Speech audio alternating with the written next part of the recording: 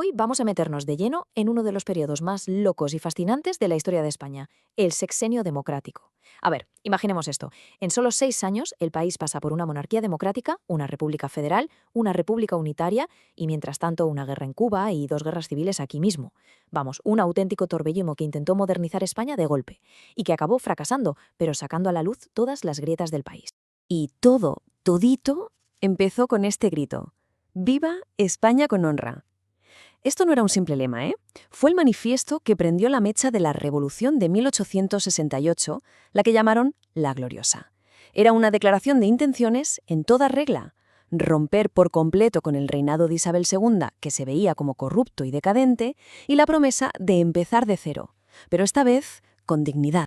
Mirad qué intensidad la de este periodo. Se ve muy claro en la cronología. En apenas 6 años, España pasa de una revolución que echa a la reina a probar una monarquía democrática, después a su primera república y, para terminar, un golpe de Estado que vuelve a traer a los Borbones. Una inestabilidad política, vamos, nunca vista. Pero ojo, que esta revolución no salió de la nada. Fue la consecuencia casi inevitable de una crisis profundísima y general que había dejado al régimen de Isabel II completamente solo, sin ningún tipo de apoyo. Es que fue literalmente una tormenta perfecta. Coincidió una triple crisis económica.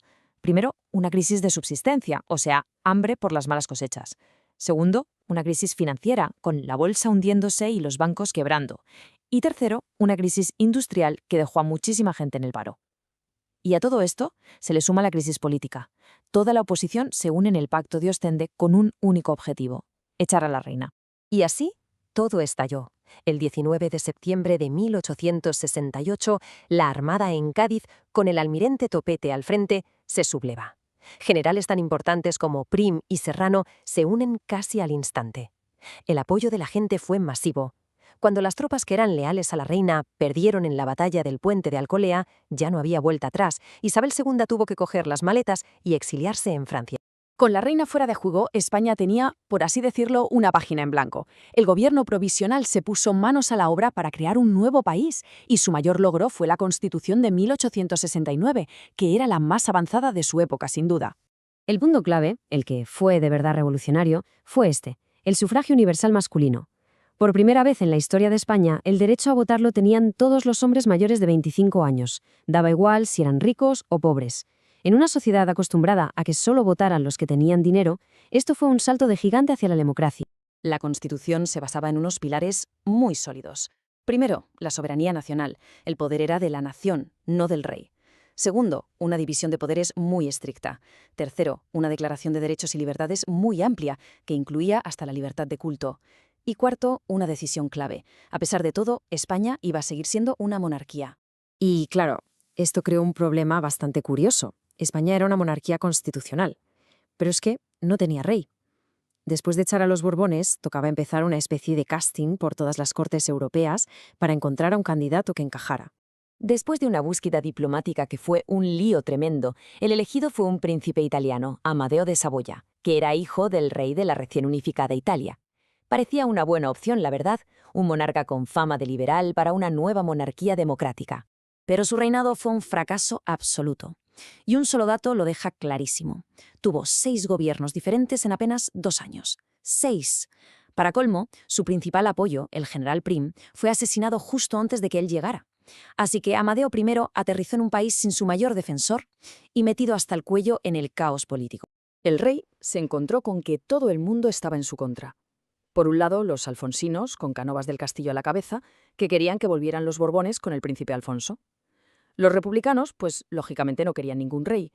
Los carlistas, que defendían a otra rama de los Borbones más absolutista, empezaron otra guerra civil. Y la Iglesia, cabreadísima por la libertad de culto, le dio completamente la espalda. Estaba solo, vamos. Después de un intento de asesinato y de ver que gobernar aquello era imposible, Amadeo I tiró la toalla. En febrero de 1873 abdicó, diciendo que España era un país ingobernable. Su renuncia dejó un vacío de poder gigantesco. ¿Y qué pasa cuando un país que es una monarquía se queda de repente sin rey? Pues que las Cortes, aunque no tenían una mayoría de republicanos, no vieron otra salida. Proclamaron la Primera República Española, pero no por convicción, sino más bien por descarte. Si el reinado de Amadeo fue inestable, lo de la República fue el caos absoluto. Este dato lo resume todo: 4 presidentes distintos en menos de un año. Figueras, Pi y Margal, Salmerón y Castelar. La debilidad del sistema era tremenda. Uno de los problemas más gordos fue la división que había dentro de los propios republicanos.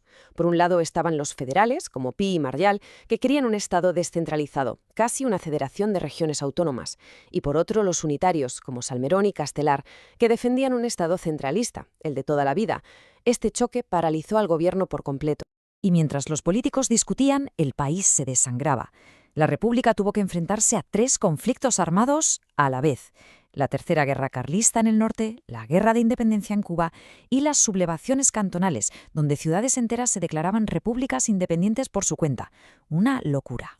Con este panorama de caos total, era cuestión de tiempo que el experimento democrático se viniera abajo. El ejército y las élites más conservadoras decidieron que ya estaba bien, que había que restaurar el orden como fuera. El final fue de película. El 4 de enero de 1874, el general Pavía entró a caballo en el Congreso de los Diputados y disolvió las Cortes por la fuerza. Con esa imagen tan icónica, se acabó la Primera República. El poder volvía a estar en manos de los militares. La transición fue rapidísima. Primero, el general Serrano gobernó en una especie de dictadura provisional. Pero a finales de ese mismo año, otro general, Martínez Campos, dio un último golpe de Estado en Sagunto y proclamó rey al hijo de Isabel II, Alfonso. Con Alfonso XII volvía la monarquía de los Borbones. Y así termina este periodo tan intenso. El sexenio fracasó en su intento de crear una democracia estable, eso está claro. Pero nos deja una pregunta fundamental. ¿Fue un fracaso necesario? ¿Puso sobre la mesa los grandes debates y las fracturas, monarquía o república, centralismo o federalismo, que iban a definir el siguiente siglo de la historia de España? La respuesta, como casi siempre, es muy compleja.